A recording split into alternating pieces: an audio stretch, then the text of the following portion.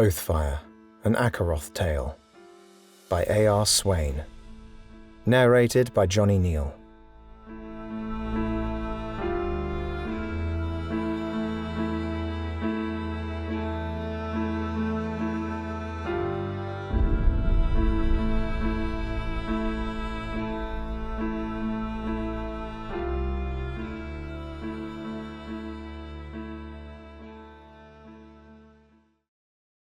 For my wife, for the sacrifices you made and continue to make.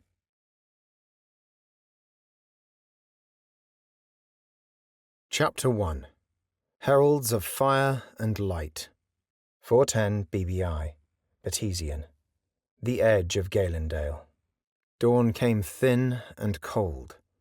Frost sat on the ridge like salt. Below it, a crooked road ran toward a cluster of turf walls and a rough palisade. Men in stolen sashes held the place. A handful of shepherd huts smoked along the slope. Their goats were penned in tight. The wind carried the stink of fear. Solon Dawnmark rode the air on Varkesh's back and watched it all. The Adderfane's skin was obsidian, veined with faint cracks of inner ember light. Fire-coloured hair streamed back from his brow, and folded against his shoulders were the wings that set his kind apart. They burned faintly, as if dawn itself had lent him feathers. When the wind caught them, they glimmered like molten glass. He liked to see the ground before he took it. "Not yet," he said. "We need the grain, and we need the road." Varkesh held the fire down, but Solon felt the ache in the dragon's core. Flame did not wait well. Neither did men. On the ridge, the bandit captain yelled for his archers. A few panicked shots rose and fell short. "Hold high," Solon said, and Varkesh climbed. "We finish this quick. No fields touched." The dragon rumbled agreement. He would not fight the order, but the burn wanted out. If Solon asked for too much control for too long, the fire would hurt Varkesh more than it hurt their enemies. That would come later if it had to. Not now. Below, 3 companies in sunrise cloaks jogged into view at the base of the ridge. One flew a sunburst on crimson. One carried the silver mark of Garrick Vaynar. The third bore the plain banner of the local levy. Solon's veterans spread on the left. Garrick's riders and foot came on the right, quiet and sure. A pale glow slid across the slope. Seroun glided in from the far shoulder, long winds cutting clean lines in the morning air. Moonlight ran along the edges of her scales. She was not loud like Varkesh. She did not need to be. Garrick stood on her shoulder ridge with a hand sunk into the strap. His fur was grey as frost at the muzzle, ears tall and wolfish, eyes carrying the gleam of Seroun's light. His frame was thick with soldier's weight, his Oathkeeper's cloak of deep green snapping in the wind. His breath came steady, lupine and calm, a rhythm his men knew to follow. He lifted his other hand and saluted Solon. "About time," Solon called across the distance. "Your timing is always worse," Garrick called back. "You were born early, and you have not stopped arriving that way." They both laughed. Men down below did not. They had seen 2 dragons in the same sky and understood what that meant. Some dropped spears, others dug heels and made themselves brave. Solon leaned forward. "Begin." Varkesh folded and dropped. The fall took Solon's breath and gave it back hot. At the last blink, Varkesh flared his wings and skimmed the turf. Solon stepped from the saddle while they still slid, boots hitting frozen grass at a run. His own wings snapped out for balance, ember light trailing off their edges. He drew his blade and traced the first rune along the flat of the blade. Heat climbed through the steel into his arm. The glyph set like a lock into place. He hit the trench and went over it without breaking stride. 2 men lunged with spears. He cut the first haft in shoulder with one smooth draw. He beat the second man's spear aside with his guard and stamped, then rapped the man's helm with the pommel and let him sit down. The rune along his blade glowed dull red. its heat bleeding into the cracks of his Adderfane skin. "Left hook!" he called. "Wrap them before they wrap us!" From the right flank, Garrick's voice carried steady and close. "Shields high! Watch the gaps! No one panics!" Seroon's light flowed over the crowded trench. It did not blind. It sharpened sight. Archers saw more than they wanted to see. Their hands shook. A few stepped back. Varkesh roared once, and the ridge answered. The sound hit the bandits harder than the heat. The captain raised a stolen shield and tried to rally. Solon broke the edge of the shield with a sharp cut and put the man to one knee. "Yield the ridge," Solon said, "or you die for whoever sold you that sash." The captain looked past Solon at Varkesh. The dragon's throat glowed with banked fire. The man threw his shield down. Others followed. A dozen did not. Solon moved again. Fast, clean, no wasted strength. The second rune on his blade flared when he drew a short guard to deflect a heavy axe. His wings flared behind him, catching frostlight, and the bandit faltered at the sight. The third rune sat quiet, waiting. He would save it for the last push. The old lesson rode beside him. A good blade is not a door you kick in. It is a key you turn. Bandits rushed the gap. Garrick stepped in. No shout. Feet set, cloak heavy, sword up. Seroon's light washed the ground, silver and steady. The oath thrummed. Solon felt it in his chest. The first blade skated off Garrick's guard. He cut under the ribs and turned. The second man saw it, froze, dropped steel. The third hit sunrise cloaks on the slope and vanished under a shield. "Clear," Garrick said. "Right is done," Solon answered. "Left is mine." He vaulted a low wall, slid on frost, and took a cut high on his mail as he recovered.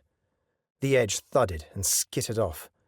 He answered with a short, mean stroke that opened the man's sleeve and sent his sword spinning to the turf. Another came from behind. Varkesh's tail swept and knocked that one flat. The dragon rumbled at Solon. "I said, no fields," Solon told him. The rumble turned into a huff that might have been a laugh. It might also have been impatience. The fire rode high in Varkesh's core now. Holding it down felt like holding a door against a storm. "Give them a wall," Solon said. "Just heat." Varkesh spun and let a line of flame lick the empty strip of turf beyond the trench. The fire died as quickly as it came. Air bent with heat. No grass caught. Men behind the line found the courage to step forward, vanished. They backed into the trench instead. None wanted to test that wall. Minutes stretched. Blades answered blades. Men groaned and shouted. Boots scraped frozen dirt. Solon's arm burned where runes ate his strength. The glow in his veins pulsed brighter with each cut. Not too much. He shifted his stance to save his knees on the slope. Then the last pocket broke. Surviving bandits threw down clubs and blades and raised empty hands. "Stand down," Garrick called. "No one touches prisoners. Get them water." Solon lifted his sword, and the sunlight ran along the edge. The men in sunrise cloaks who were still fighting lowered weapons. The last few bandits quit the ridge, stumbling into a line of spears at the bottom of the slope and slumping to their knees. Solon stopped and let his breath calm. He rolled one shoulder. Mail creaked. In the bond, Varkesh paced hot circles under his skin. The dragon wanted to be let loose. Solon sent back quiet pride and a promise. The day would bring a moment for fire. Just not now. The pale light on the slope deepened as Seroon drifted lower. She settled without a sound. Garrick slid down from her shoulder. He walked across the churned turf towards Solon, with his helm under his arm. Frost had already melted from the rim. "Brother," Garrick said, his grin crinkling the corners of his eyes.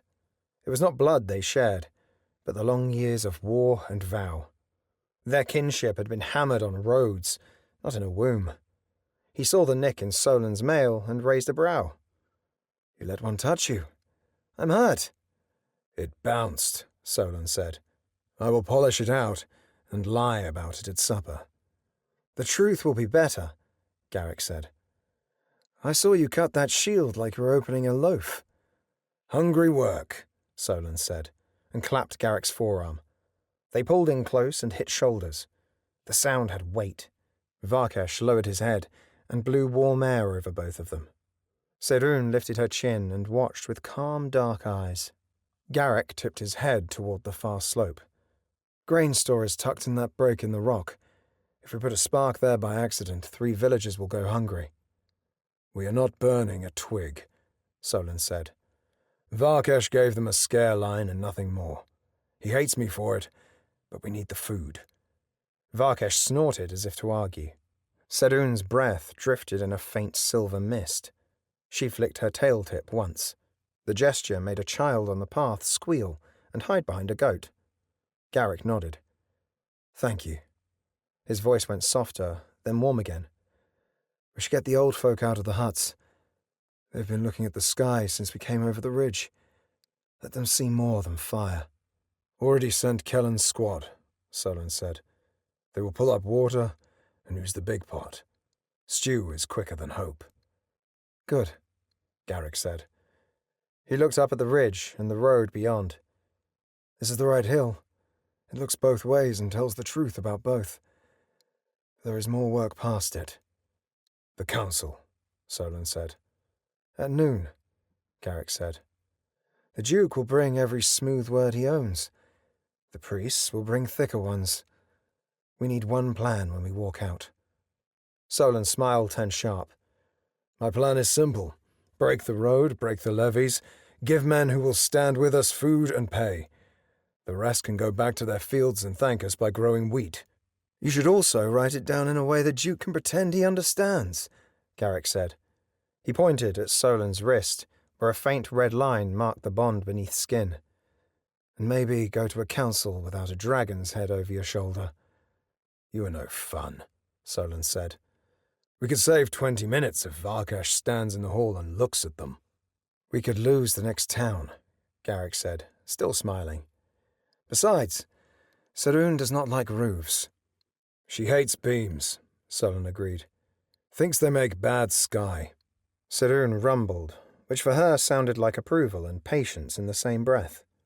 Varkesh rumbled back, which in his case sounded like a forge. "Fine," Solon said. "I go on my own feet. Varkesh will loom somewhere pretty." "He already does," Garrick said. He glanced past Solon. "You have company." A boy of perhaps 17 winters stood 5 paces away, a sword of wood in his hands. He wore a tunic patched until patch and cloth were the same. His eyes were wide, but steady. His hair stuck up as if it had fought sleep and won. Solon lowered to a knee. "What is your name?" "Ravin," the boy said. "Ravin," Solon said as he took the wooden blade. "Good balance for wood. It will not cut, but it will teach your hands what weight feels like." Ravin nodded, then lifted his sword again. "My father was a blacksmith. He made it before he passed. He said I could not lift steel until I was older. So I trained with this." Solon studied the grain. It had been shaped with care, not rough cut. "He wanted you ready, but not too soon." Ravin nodded again, firmer. "I will be ready, when the time comes." "You can touch Varkesh," Solon said. He looked up at his ally. "Gentle." Varkesh set his jaw as he brought his head down. He made himself soft. He did not enjoy soft, but he did it. Ravin reached out with the wooden sword first, then thought better of it. He dropped the sword and set his palm to the warm scale between Varkesh's eye and horn. His jaw fell open. "It is hot," Ravin breathed. "Not too hot," Solon said. "He knows you are not a bandit." Ravin laughed, then stepped back, clutching the wooden sword to his chest. He turned to go, then hesitated. "Can I train with you? Both of you? I want to be strong enough to keep my family safe." Garrick glanced at Solon. If you listen more than you speak, Solon smiled. And if you show up when we call. We start at dusk. Footwork first. Ravin nodded hard and ran towards the huts, shouting words that tumbled over each other. 2 other children peeked out. An old woman leaned on a cane and tried not to cry. Her mouth said thank you without sound. Solon raised his hand and gave her a nod that felt too small. A horn blew from the low ground. 1 clear note. Not a warning. Kellen's squad had found the second bandit nest in the scrub below the road and chased them into a net of spears. Solon glanced over the slope and saw fresh prisoners on their knees. "Rapid," he called to the nearest sergeant. "No looting. We're not thieves who beat thieves." Garrick added, "Bread first. Questions after." Orders rippled in both directions. The ridge settled. Men loosened belts and unknotted hands. The morning felt less sharp. Solon sheathed his blade and hissed as he did. The runes along the steel had eaten more of him than he had wanted to spend. He rolled his wrist. The bond ached again, as if to remind him that he'd also spent Varkesh. "Go high," Solon told the dragon quietly. "Take a circle and let the heat drop. You're white at the eyes." Varkesh tapped Solon's shoulder with the back of a horn. Then he spread his wings and climbed, each stroke slower than the proud glide earlier. He banked over the valley and the road and the huts, and it felt like a blessing rather than a threat. Saroon watched him go with a small tilt of the head. Garrick watched Solon watch the dragon. "You pushed Varkesh hard," Garrick said. "I kept him tight," Solon said. "He wants to burn as soon as he can smell a fight. Holding that does more to him than fire ever will."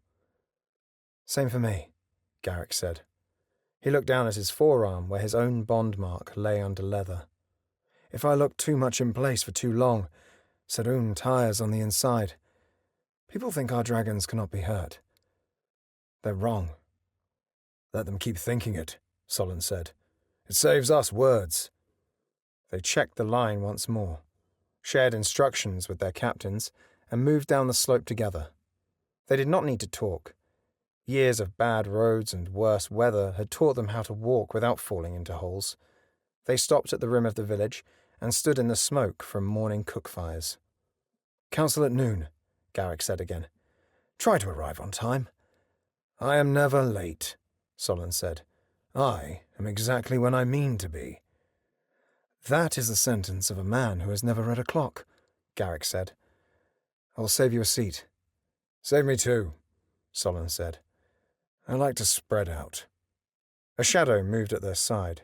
Saroon padded past the huts with her head low so that old folk could lay hands on their scales. Her light did not blind. It settled the nerves of people who had not slept through the night. Varkesh dropped again to a slow circle and sent 1 short, bright line into the sky for joy. He did not point it toward a field. Solon looked at Garrick, and the grin came back without effort. "Remember Merenfall?" he asked. "That sky storm that knocked you off your horse and into the stew pot?" "I remember you laughing so hard you forgot to help," Garrick said. "And I remember the stew was better after the storm washed it." "I maintain that I saved it by laughing," Solon said. "You saved nothing," Garrick said, and his hand thumped Solon's shoulder with brother weight. "But you were there, and that was enough." It was still enough. They stood like that in the smoke and the thin light and the small noise of a village finding itself again. The road would ask for more. The council would ask for patience. The sky would not sit quiet for long.